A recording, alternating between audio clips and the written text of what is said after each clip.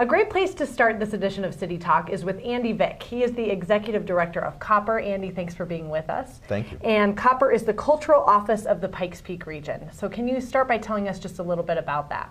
Sure. We're an umbrella organization for the arts community in El Paso County and Teller County. And our job really is to support the arts, to grow the arts, and to make the arts an important part of the community fabric.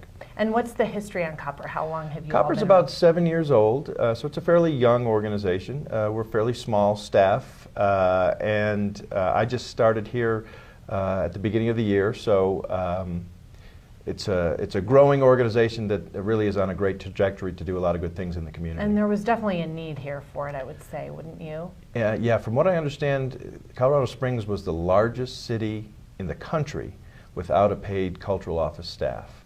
So the foundation and formation of Copper was really important in terms of filling a gap that we had in the community. And it seems, speaking of our community, it seems like a really exciting time for the arts and culture community. Why do you think that is?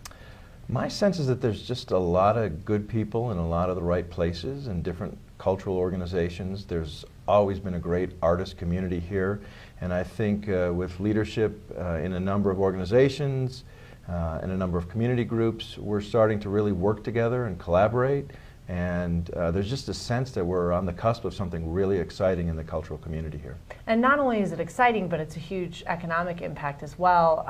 I think some people don't always make the connection between arts and culture and economic vitality. Can you talk a little bit about that? Yeah, that's a really great point, because obviously I think people know that the arts are wonderful intrinsic value and quality of life and good things, but we really do contribute quite considerably to the economy here. The last study we did with Americans for the Arts put the economic impact of the cultural community in the Pikes Peak region at about $72 million.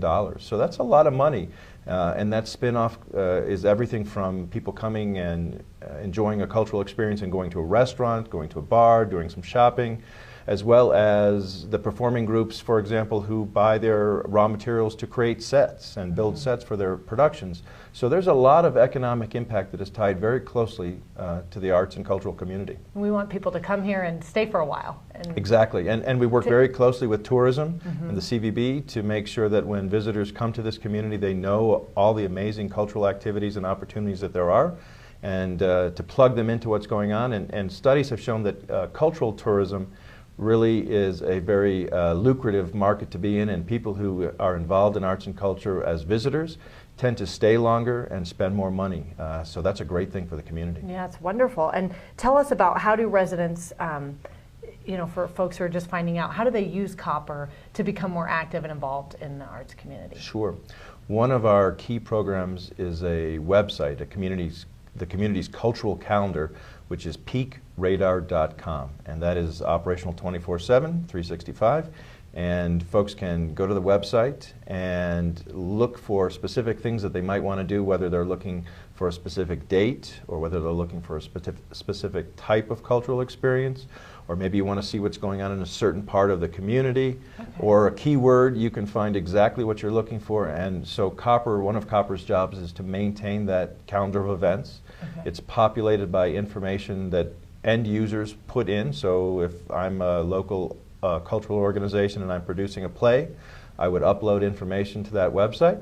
We vet it and proof it and make sure it's appropriate at the Copper office, and then it goes live and it's available to anyone who wants to access that. So that's a great place to just initially get involved and say, you know, what can I start out by seeing? Or if you've been here a long time and say you haven't tried a certain type of event, it's a good way to try something new. It really is. It's the first entry point that I would encourage people. If you what do I want to do tonight, or I'd like to go out and see what plays are happening this weekend, or what gallery openings are there, that's a great place to start. peakradar.com. You can search it any way you want and find exactly what you're looking for. Okay, great. And then folks can just come into Copper as well, right, downtown, and get information. And we have an office which we also use as an information center that's in the Plaza of the Rockies building right next to the Pioneers Museum.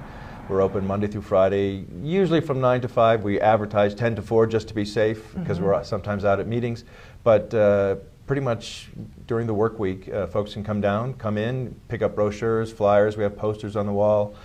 We can help direct you to what you're looking for if you don't know quite what it is that you're trying to find, and we're always happy to have visitors down there. Especially new residents, what a wonderful resource. Yep. And folks who've been here a long time and just need to broaden their horizon and see something new. Absolutely. And we have a wonderful publication called the Peak Radar Pages, which is created from the data that we have on peakradar.com, which is a hard copy publication that lists all of the cultural organizations in our community by category, by genre.